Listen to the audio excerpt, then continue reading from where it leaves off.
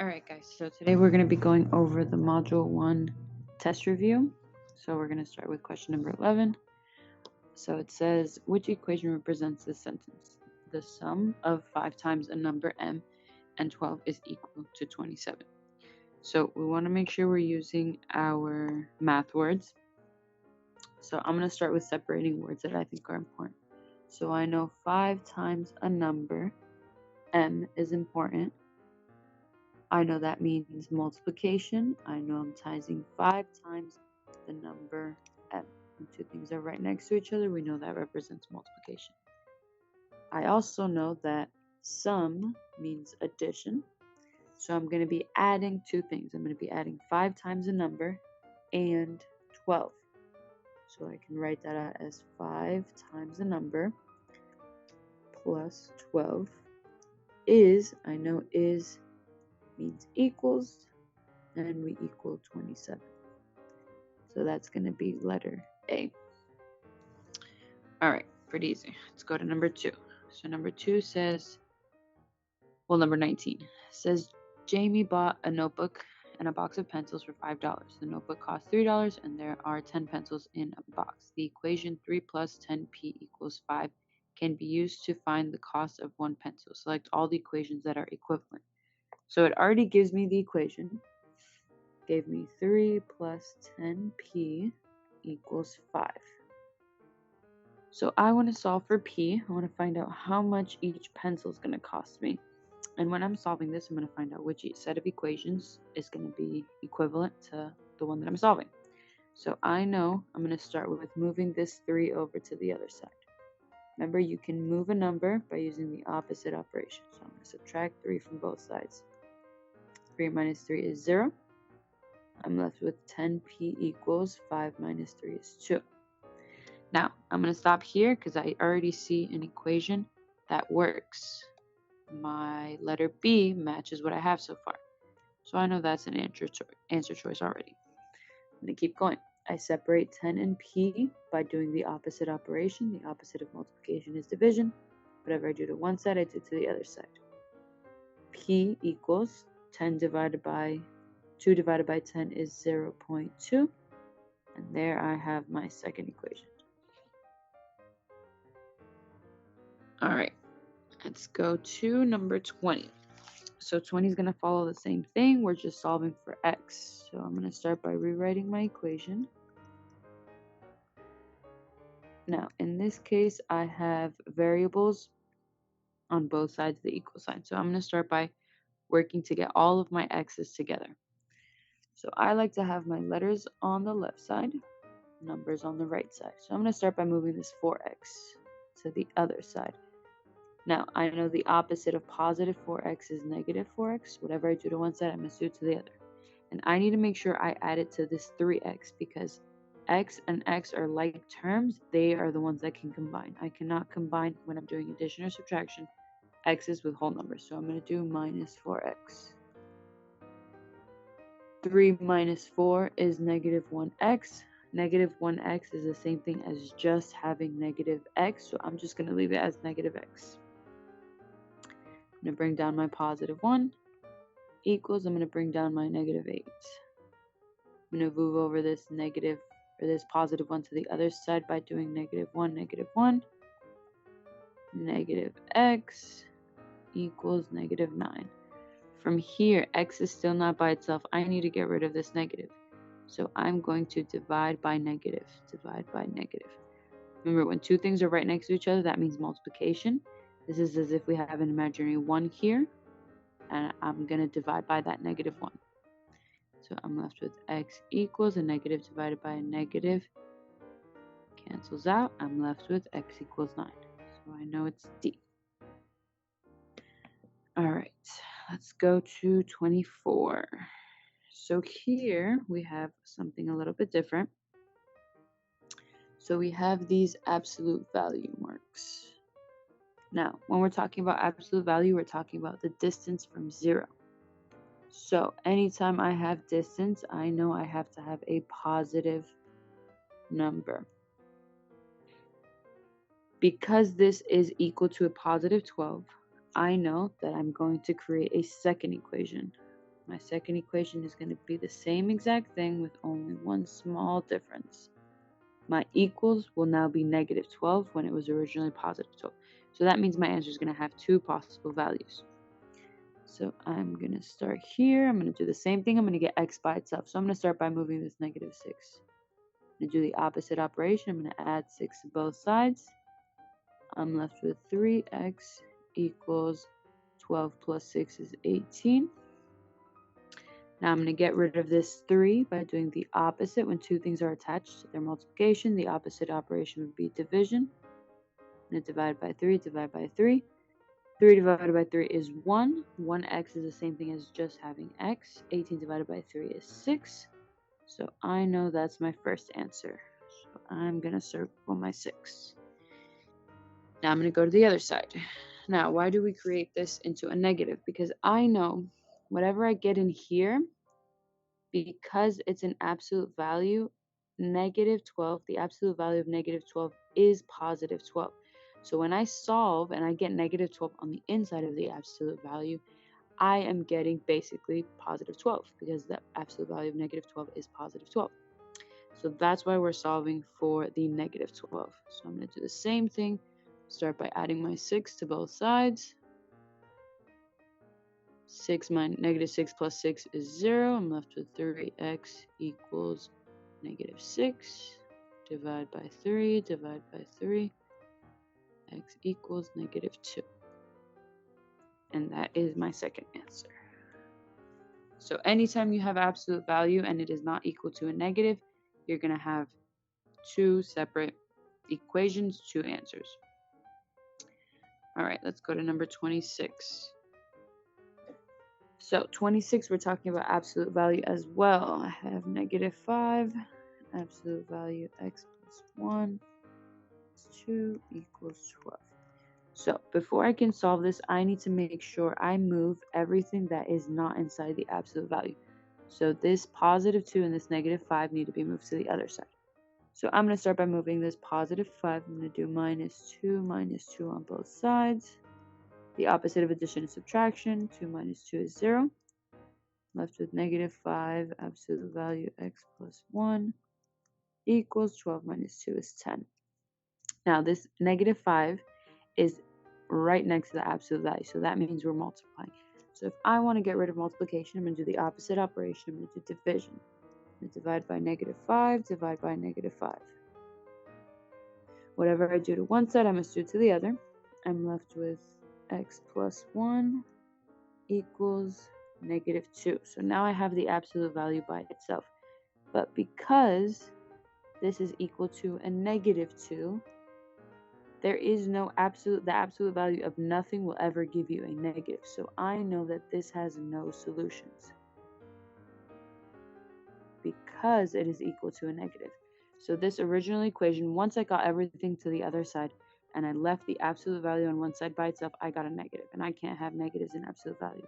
So that is no solutions. All right, 27. We are doing proportions. So for proportions, we learned to do cross multiplication. So I'm going to go ahead and grab. Now it doesn't matter what order you grab things as long as you grab diagonal. So I have 15b. It's going to be equal to, and I'm going to grab my other side. 10 times 12 is going to be 120. All right, and then from here, all we're going to be doing is we're going to get that b by itself. So I'm going to start, I know when two things are right next to each other, it's multiplication. So if I want to get rid of that multiplication, I'm going to do the opposite. I'm going to do division. So I'm going to start by dividing by 15. Divided by 15. My 15s cancel out. I'm just left with b. 120 divided by 15 is going to give me 8. And that is my answer. All right, so now we're going to go over number 28. So it's also proportions. We're doing the same thing as the one before. So we're going to be grabbing two sides. Now I want to make sure they're across from each other. It doesn't matter which two sides I grab first. I just need to make sure they're diagonals. So I know I'm doing 3 times x minus 4. So I'm multiplying 3 by both pieces. So that is why we put it in parentheses, because we want to make sure that that 3 is multiplied with x and that 3 is multiplied with negative 4. Now I'm going to go over to my other side and I'm going to grab the 2 and the x plus 4. So again, my 2 is multiplying with both my x and my positive 4. From here, I know when two things are right next to each other, it's multiplication. So I'm going to be doing 3 times x. I get 3x. 3 times negative 4 is negative 12. Equals, I'm going to do the same thing to the other side. 2 times x is 2x. And 2 times 4 is positive 8. So now I have an equation. I have x's on both sides, so I want to make sure I put all of my x's on one side, all of my numbers on the other side. So I'm going to put my letters on the left and my numbers on the right. I'm going to start by moving this 2x over to the other side. The opposite of positive 2 is negative 2x. Whatever I do to one side, I do to the other side. Now I need to make sure my x's go with my x's, x's go with x's. I cannot combine whole numbers with x's when I'm adding and subtracting. So I know 2 minus 2 is 0. Positive 3x minus 2x is just 1x or x. I'm going to bring down my negative 12 equals positive 8.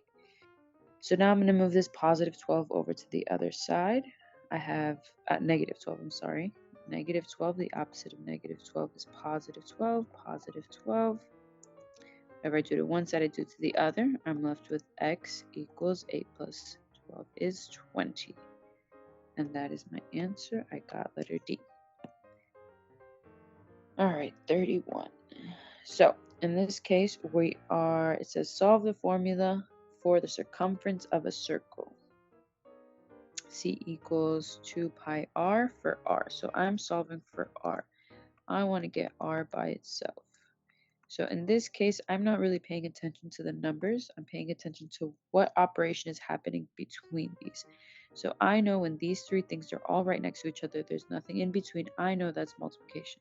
So if I want to get rid of multiplication, I'm going to do the opposite. I'm going to do division. I want to move the 2 pi to the other side because I want r to be on one side all by itself.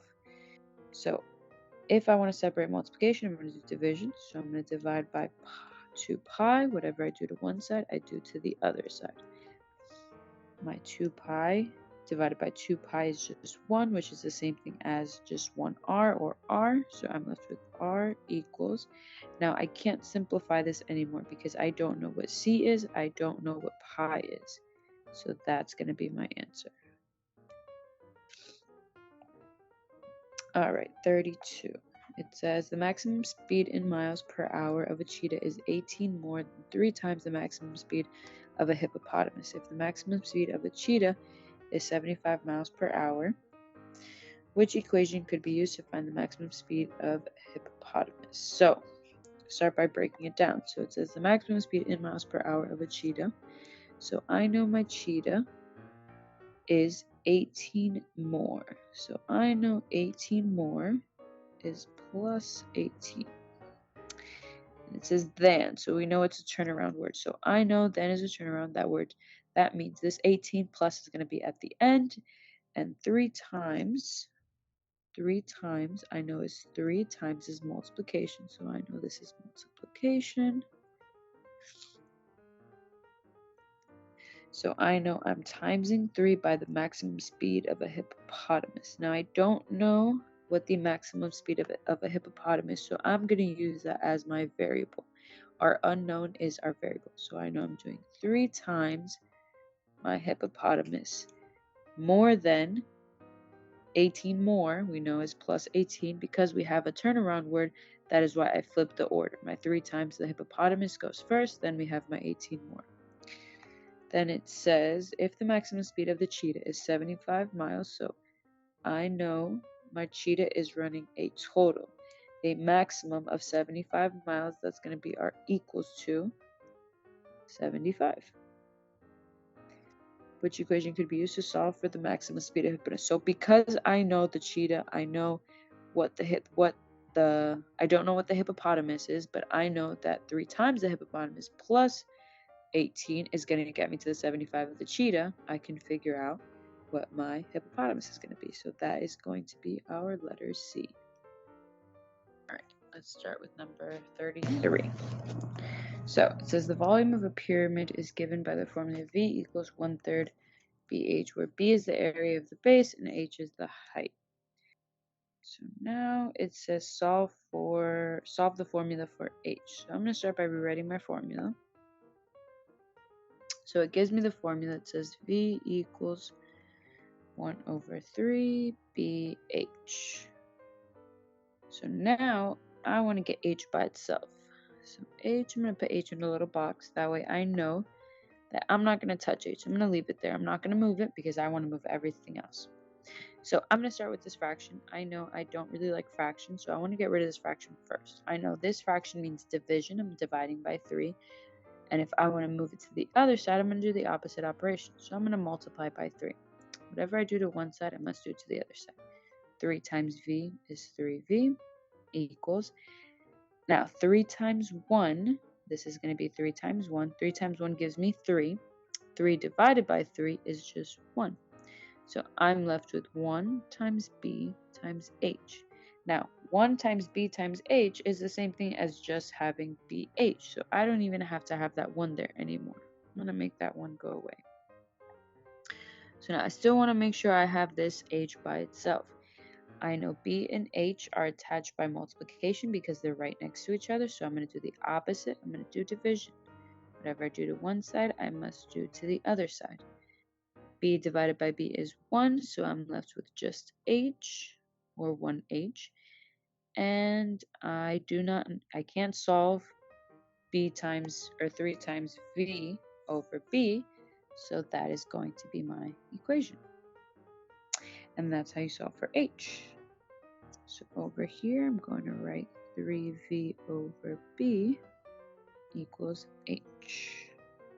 All right, and finally, it says find the height in inches of a right pyramid with a volume of 900 cubic inches and a base area of 225 inches.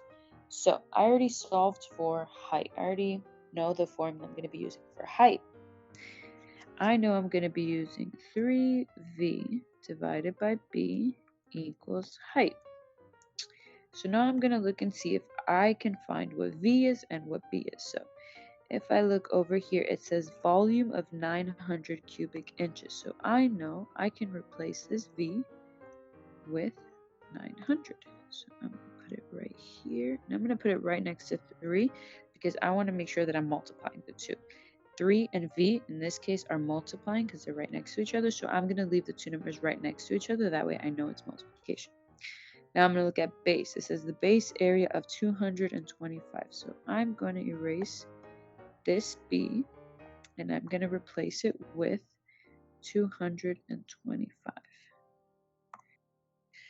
All right, from here, I'm going to start by solving this multiplication. I'm going to do 3 times 900. So 3 times 900 is going to get us 2,700 over, I'm going to leave my 225. I haven't done anything with it.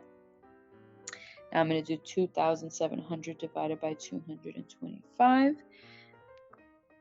And that's going to give me 12 equals H. So that means the height of my pyramid is going to be 12 inches. All right, and that's it for today.